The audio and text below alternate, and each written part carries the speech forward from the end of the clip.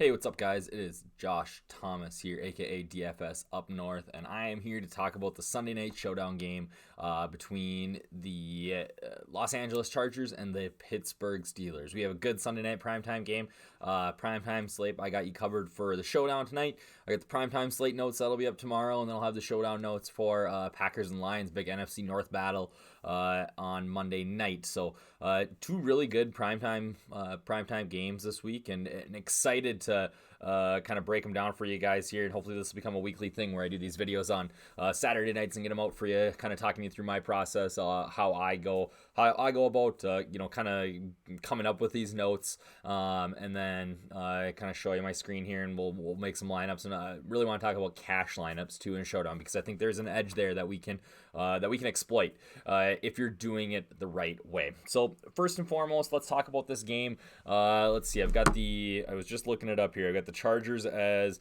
I believe, 7-point favorites, but the total has been right around 43, which isn't a very big total. We're expecting a little bit of a low scoring game, mostly because Pittsburgh is coming out west to take on the Chargers out in California, and then also that we've got Devlin Hodges starting at quarterback for the Steelers tonight, a fourth string guy. I think that the Steelers are probably kicking themselves for trading Josh Dobbs to the Jaguars earlier this year if they knew that they were going to be in this sort of trouble with their quarterbacks. So Devlin Hodges is a rookie making his first start tonight, and that really kind of throws a wrench into it. So look at DraftKings first, and then we'll take a look at Fanduel. First off, looking at the notes here. For me on DraftKings, I'm always going to have a little bit bigger player pool for my captains. I think that with the salary restrictions and actually the salary multiplier really changes how you go about structuring your lineups. And by saving some with a captain, you can load up other guys, because you don't always necessarily need your captain to be the player who gets the most points, whereas on which, I mean, we have seen that quite a bit, but on FanDuel you absolutely need it without the salary multiplier. So for me, my DraftKings player pool for captain is always going to be bigger than my MVP player pool on FanDuel, and it's quite a bit bigger today as we kind of look and see here. So if we look down here, I got Keenan Allen, Phillip Rivers, James Conner, Juju Smith-Schuster, Melvin Gordon, and Austin Eckler as kind of my player pool here. I don't have Devlin Hodges in there. I don't think that he has. We're talking about the guy that has the NCAA Division I record for passing yards, which is huge. But he also played at Samford. He's not Stanford, Samford. So he's not playing a bunch of high end talent. Defenses. Now, that being said, the guy before him whose record he broke was Steve McNair, who ended up being a pretty good NFL quarterback himself. So maybe there's some hope for Hodges here, but I just think against a pretty stingy secondary in Los Angeles, despite all the injuries back there, I don't think that this is necessarily going to be a game that we see Devlin Hodges air it out 45 times. I really think that as we look here at my exposures, I think we're going to see lots and lots of James Conner. Jalen Samuels is out with an injury, so that leaves James Conner and Benny Snell Jr. I wrote on here, if Conner doesn't get the ball 30 times, I'd be very surprised. I just really think this is going to be the James Conner show. They're gonna run. I would imagine the Chargers try to stack the box here and force Hodges to throw. But I just don't think that you can really find a safer floor with as much upside as James Conner. And that's, for me, he's a core captain play, and he's a guy that I have at 30 to 35%. I just think, his before last week, he was getting 5 targets per game on the ground, so he's involved in the passing game. There's a nice safe floor there. He's going to get 18, 19, 20, maybe even more touches in this game. So again, Connor's my guy. I think they're going to ground and pound as much as they can and keep it pretty simple. This is a very middle of the road defense. Actually, both defenses are there's no real edge here. There's no real, oh man, the Chargers give up a ton in the pass, or the Steelers are awful on slot receivers or whatever. They're just two really middle of the road defenses. So we got James Conner as my number one play. If I was going to pick a second, I've got Phillip Rivers and Keenan Allen there, both at 15 to 20% if I'm MMEing. If I was going to make two lineups, it would be Conner in one and Phillip Rivers in the other. I just think that he's going to, continue to throw the ball at a rate that's just ridiculous. He's got 39 attempts on average this year. Lots of them are short little dump offs to Gordon and Eckler, but he's still chucking the ball up there, giving himself an opportunity to put up a big number. There's only one game this year that he hasn't thrown for over 300 yards. So you're looking at that bonus. Multiple TDs. I think that Rivers is definitely the best captain play here, as long as nobody gets more than 2 TDs. If Austin Eckler ends up catching 2 passes for 2 touchdowns and breaks 100 yards, he's going to be the guy. But if Rivers spreads it out like he has, and gives Allen involved, gets Mike Williams involved, Eckler and Gordon, we're going to see, Rivers be, if it's a Chargers romp or a Chargers win, like, the books are predicting, as almost a 7-point favorite, you're going to likely see Rivers as the captain play there. Allen, I like, slot receivers, every single slate. I don't have any problem paying up for him here as the highest priced guy. He's had 2 bad weeks, so I think we get him at kind of reduced ownership. He had a week where they played Miami, they killed him. They don't need Keenan Allen to go nuts. And then he got shut down by Chris Harris Jr. That's pretty standard. He's going to see Hilton in the slot here. I think that's a matchup he can absolutely exploit, and I believe he did last year when these 2 teams played. So I like Keenan Allen quite a bit. I think this is a good bounce back spot for him here. I'll talk about Melvin Gordon, Austin Eckler in a bit. I think Juju Smith-Schuster is just a guy that I don't trust Hodges. Like, I don't think he's gonna huck it up a ton. But I think that Juju's a guy that he doesn't need much. Especially when we look at the linebacking core of the Chargers. They're struggling. They're dealing with injuries. They're gonna put pressure on you, but you can find those little soft areas in there, and Juju can come across the middle and take one 75 yards to the house, no problem. So it's more of a I don't think we're going to see Juju get 10, 12 receptions. I mean, we could, I just don't think that's going to be the case, but I think he's got that game-breaking, busted open ability, and in a low-scoring game, a guy who does that is very valuable, and can end up being the nuts pretty easily at captain. Melvin Gordon and Austin Eckler. I put 5 to 10% here on these guys for exposure and MME in the captain spot.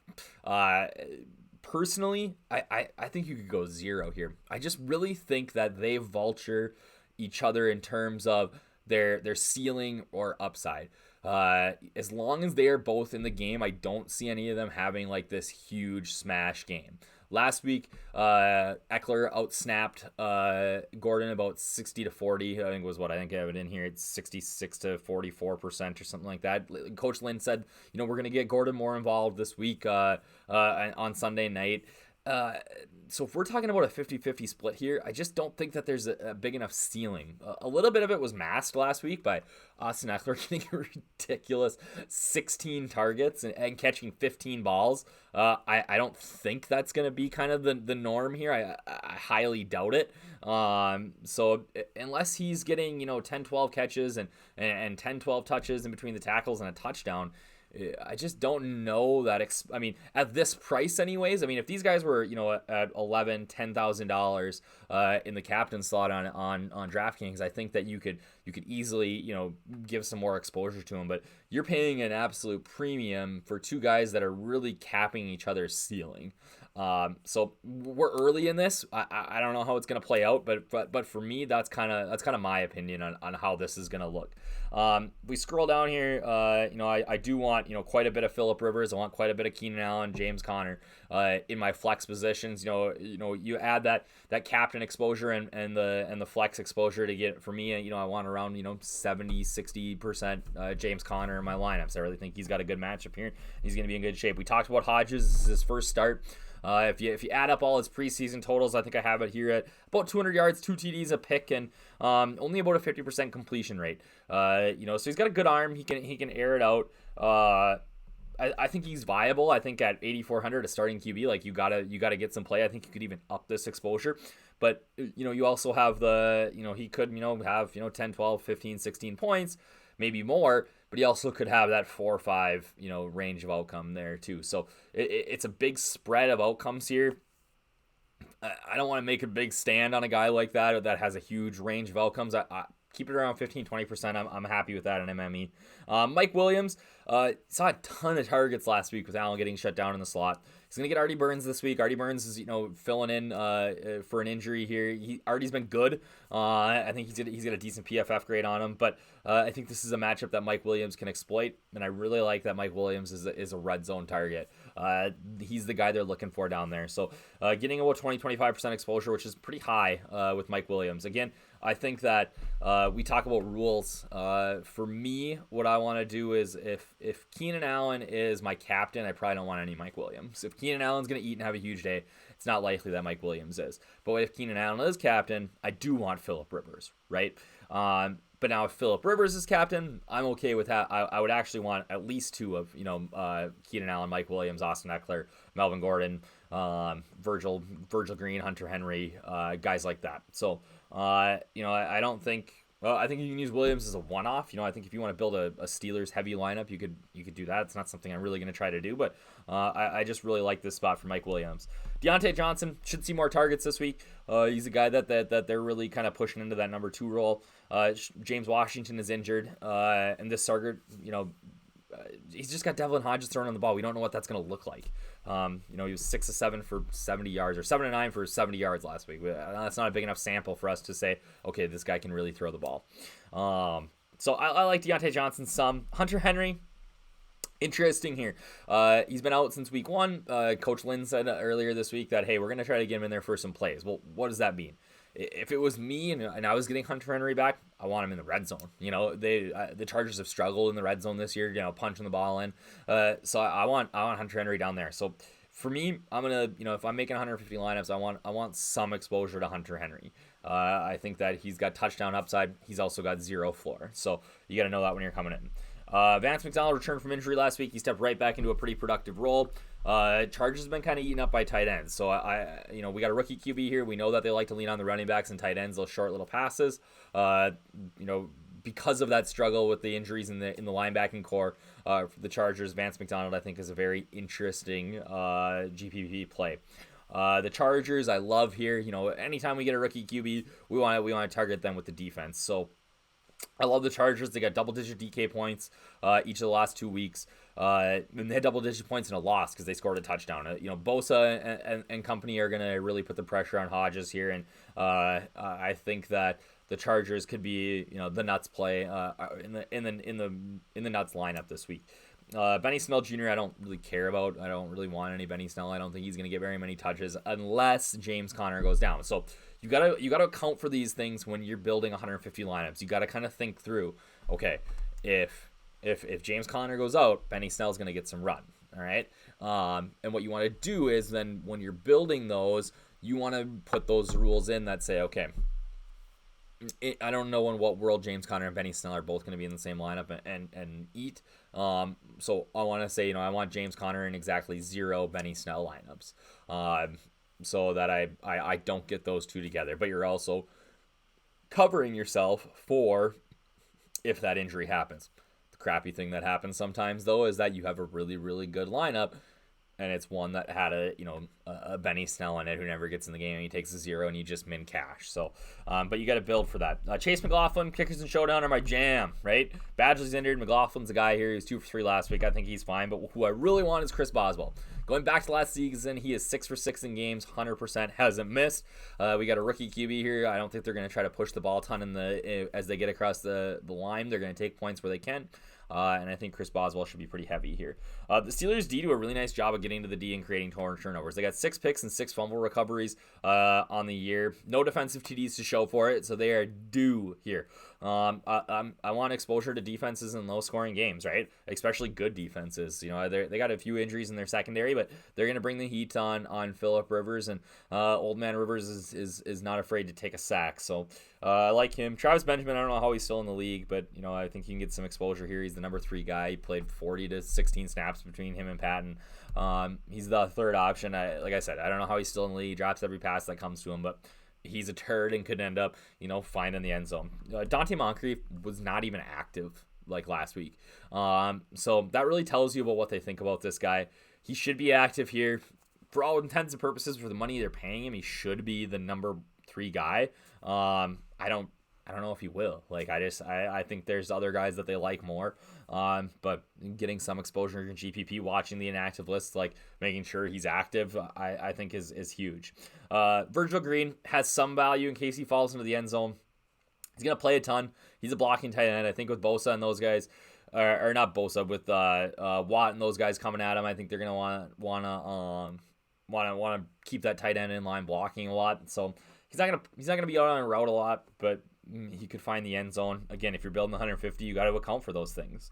Andre Patton, he's been getting outsnapped by Benjamin, but he should see the field done much. He hasn't done a ton, but like I said, these are the guys that can ruin a slate for you. And that's why I think that MME is really the way you gotta attack these showdowns.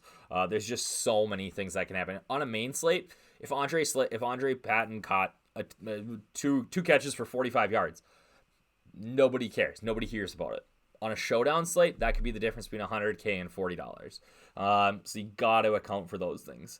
Ryan Switzer. I really like Johnny Holt more. I'm going to talk about him in a second, but for $200 here, Switzer should get some run. He's got those little dink and dunk passes similar to a tight end. He runs out of the slot. I think he could rack up a few PPR points. He's more viable on DraftKings than Fanduel. So Johnny Holden, I don't love any of these guys that are going to step into the number 3 role, mostly because James Washington hasn't done anything in that role all year. Now you're getting Devlin Hodges, and you're getting a step down from James Washington. But that being said, Johnny Holton's a guy that they've been getting into a lot of games this year, trying to get him a deep ball. At $200, all you need is for him to catch that once. This is kind of what we do with James Washington in these games when we play him. He's familiar with Hodges. They played a lot of reps together in the preseason. He was targeted 5 times by him. So he outsnapped Switzer last week 20-2. So he was in the game quite a bit. At $200, I think you can do much worse than Johnny Holden. Build your lineup, punt to Johnny Holden. We'll see what it looks like here in a second when we build. But I think he's definitely in play at $200. If we slide over to the Fanduel, essentially the same notes. There are a couple of values here that I want to talk about. But first and foremost, I want to talk about the MVP spot. So we know the MVP on Fanduel, it's running backs and quarterbacks. It is so hard for a wide receiver to outscore his quarterback. All right. For me, this week in this game, I'm keeping it to 2, and there's a couple of reasons there. I think that Phillip Rivers and James Conner are the 2 most likely MVP candidates here. Now, you could play Juju, you could play Gordon, you could play Eckler. Those guys all have a possibility, but I think if we're talking about range of outcomes, the 2 most likely are going to be Phillip Rivers and James Conner. 9 times out of 10, it's going to be a quarterback or running back. I want the running back that's going to get all the volume, and I want the quarterback that's going to actually throw the ball a ton. All right. Again, you could expand your pool to 6, 7, 8 guys, but when you do that, what happens is that you run out of some of those combinations. So by keeping it at 2, I can run about 50 or 55% of my lineups like that, and so that means I have, let's say, I go 50-50. I have 75 Phillip Rivers lineups and 75 James Conner lineups. That's a lot more combinations that I can put together there than 45 James Conner lineups and 35 Melvin Gordon lineups and 35 Phillip Rivers and 35 Austin Eckler. And there's slates where I think that's viable, but here where we have like 2 clear-cut options, I want to account for every single possibility with these 2. If I get beat, so be it. I think that's really the attitude you have to have with Showdown sometimes, is that you're putting 150 lineups in and you want to win it. And if you don't, then likelihood is that you could feasibly go 0 for 150, and you have to be fine with that. And that's a really hard attitude to have sometimes. We're looking, you can't be happy with a min cash. I mean, it'd be great if you just won your entry fees back, but if I win my entry fees back, what I realize is that I didn't do enough to try to win the thing. The showdown returns are so hard, unless you're playing cash, like we'll get to in a second here, that you really need to go for the gusto, go for the win here. So for me this week, it's 2 guys. I think that they're the 2 most likely candidates here for the MVP, and that's what I'm sticking with. So like I said, I wrote a little note here that if you want to go with other guys, you're more than welcome to, but that's kind of my plan here. Kickers are always more expensive on FanDuel. I think that's fine. I like Chris Boswell still. As we go to the bottom here, we got that Johnny Holton at $5,000. I really do love that price. I think that opens up quite a bit for you. And Devlin Hodges at $1,250 is very, very expensive on FanDuel for what we're expecting from him. Also, Austin Eckler at $14,000. That's just I mean, if I'm building 150, I'm going to have exposure. But if I was building one lineup, I'm not forcing myself to get Austin Eckler. He's a PPR guy. He's going to score touchdowns, but his value is in catching the ball out of the backfield. So now you cut those points in half. $14,000 is a ridiculous price to pay for him. I will gladly pay $12,000 for Melvin Gordon and get my exposure there. Similarly for Keenan Allen too, but I think that Rivers is going to eat, and I want Keenan Allen in those lineups. So otherwise things are pretty much the same. I think that Travis Benjamin at $5,000 is really interesting. Like I said, I don't know how he's still in the league, can't catch the ball, but he's number 3 wide receiver. He's going to be on the field, so it's a really cheap price over there for him. But otherwise, things look pretty much the same. Okay, I want to talk about contest selection and how to hand build maybe a cash lineup. When you're playing Showdown, ideally, what your build is going to be is QB, kicker, running back. That would be like perfect world, right? Now, is that always going to work out? No. Why do you want it like that, though? Because that covers all the scoring. You get the QBs. You get you get a hold of all the passing scoring. You get all the running touchdowns. You get all of the kicks. So really, that's the ideal scenario. But it doesn't always work out because, again, with weeks like this, now we have 2 running backs. Who are you going to pick? Melvin Gordon, Austin Eckler. Like we talked about earlier, they really eat into each other's ceilings.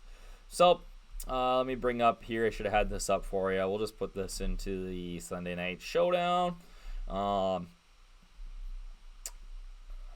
So I'm not going to build GPP. I'm going to build for cash here. All right. With cash builds in Showdown, we want floor. All right. I'm not taking a risk on a Johnny Holton here. I mean, you could punt a spot in cash, and I don't really hate that, but you want the floor. You want guys who are going to get the ball, who are going to be involved, and you want as many of them as you can fit in. For me, what that means is a lot of times I'm playing a quarterback and at the MVP spot. Unless we have like a pass catching back here that is going to get a ton of run. In a game like this at home, I think just my safest MVP bet is probably Phillip Rivers. So if I'm building here, I'm going to add Phillip Rivers as my captain. That means I have 69.40 left. I want James Conner, and I think this is a bounce back spot for Keenan Allen. I love him. All right. Not bad. All right. So we've got 49.66 here. If I add some of these kickers, let's just say I added both. What's that going to give me? 7,500. Who can I play? Mike Williams. Makes a lot of sense, right? I've got my quarterback. I've got 2 receivers. I'm not playing Hodges, but I just don't know that his ceiling's that high. I don't know that, he could have 4 points. Well, whereas Mike, I think there's a very good chance that a Mike Williams outscores him here. Let's see, what would it take for me to get to Mr. Hodges? I need about 900 if I drop down from the Chargers kicker because I got lots of exposure to their offense. That would put me in the Travis Benjamin, Dante Moncrief. I mean, I don't hate it, but doesn't that lineup just look stronger with Mike Williams in there? You can play defenses here, especially in this game. I don't mind playing, I don't mind playing the Chargers D. I don't really mind playing the Steelers D either, to be honest. But, so, I mean, I think this would be a solid cash lineup. Again, I built for lots of floor. I've got the kickers that are going to give me, all of those points. I'm basically, the only thing I don't have exposure to is the Steelers passing game. In a normal scenario, that would be a big deal for me. But with a rookie QB starting, it's not the end of the world. Let's see what would happen if I put, Connor, who I think is probably the other safe option here. Rivers. Let's see if I can build for Hodges. Let's see what happens if I put the kickers in. What do I end up with? 99. So I get up to Eckler. So you could build, this sort of running back, quarterback, kicker lineup here. But now you got to make the decision between Gordon and Eckler. Who are you going to play? I don't really want to make that decision. I think that both score through the pass, so I'll play Rivers and move on from there. So that's kind of how I go about building cash lineups. I don't play a ton of defenses in cash unless we're looking at like the Patriots. Last week the Patriots were an auto play, in the captain spot in cash just because of how good they've been. So the other thing I wanted to look at before we go here is some of you guys are going to be playing the early morning London Showdown. So I wanted to take a quick look at those salaries real quick. We won't have any notes out for you. We've got the main slate and all that stuff. So it's kind of a fun little game. The one thing that I really suggest you do is look at not playing CMC in the captain spot. I think you could fade him entirely in this game. I don't really like to do that, but the Bucs have been so good at stopping the run. Saquon Barkley, CMC earlier this year, like they've shut down everyone. Now we're at a neutral site.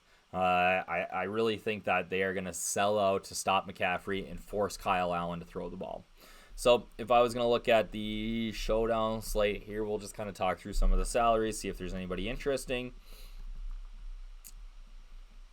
Bring it up here. I do love these London games. I told my 2-year-old when he went to bed, I said, hey, when we wake up, we get to watch football in the morning.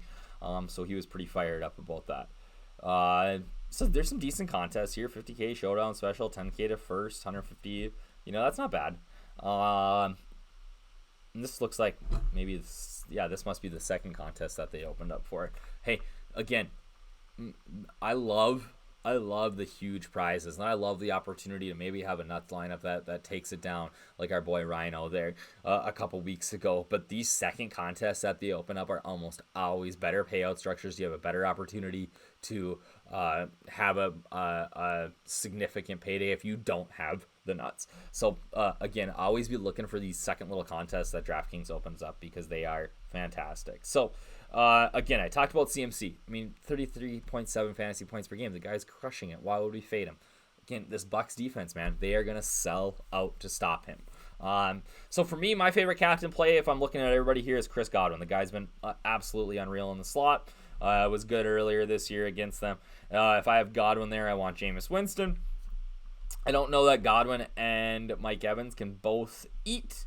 Greg Olsen, though, had a massive game against Tampa Bay earlier this year. I think he's in good position.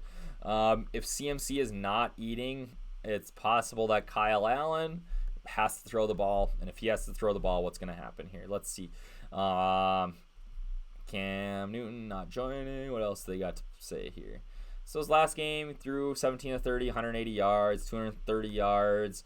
Had that 4 TD outbreak against Arizona in his first game. So he's got upside here. 1 fumble, 3 fumbles against Houston. How about that, though? Kyle Allen, 0 interceptions. Let's put Kyle Allen into our squad.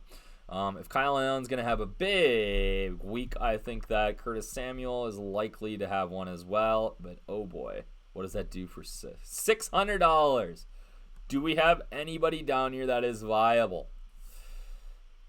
Man, you almost can get up to Dare Ogunbowale, who hasn't done anything since everybody played him against Carolina. So I probably can't play Kyle Allen and Curtis Samuel in the same lineup. I have 3,900 here left. Let's see. I think Jarius Wright is interesting at 1,400. He's been getting involved. Bonifon, kind of had mop-up duty. I wouldn't get that excited about him. OJ Howard. At some point, OJ Howard's going to catch a pass, right? Caught that foul ball at the Tampa Bay game the other day. I think he's interesting. I think Ronald Jones is interesting out of the backfield there. He 2 or 3 targets, outpaced Peyton Barber. So he's interesting. He could have a good game. I don't mind Ronald Jones. Let's see. Can I get if I play Joey Sly, man, if they ever get Graham Gano back and they get rid of Joey Sly, I am all over him for the Vikings. So you could play them. You could play the Bucs defense. The Bucs defense has been scoring some points lately. You got Kyle Allen. I don't mind playing him against there. 1 point, 15, 8, 9. So they've had double-digit points in multiple games. You could play them. You could play, OJ Howard, hoping for it. You don't feel like you need to leave. You can leave a bunch of salary on the table. Matt Gay is in play. So again, I do like I like the passing side of the Panthers here. I like the passing side of the Bucs.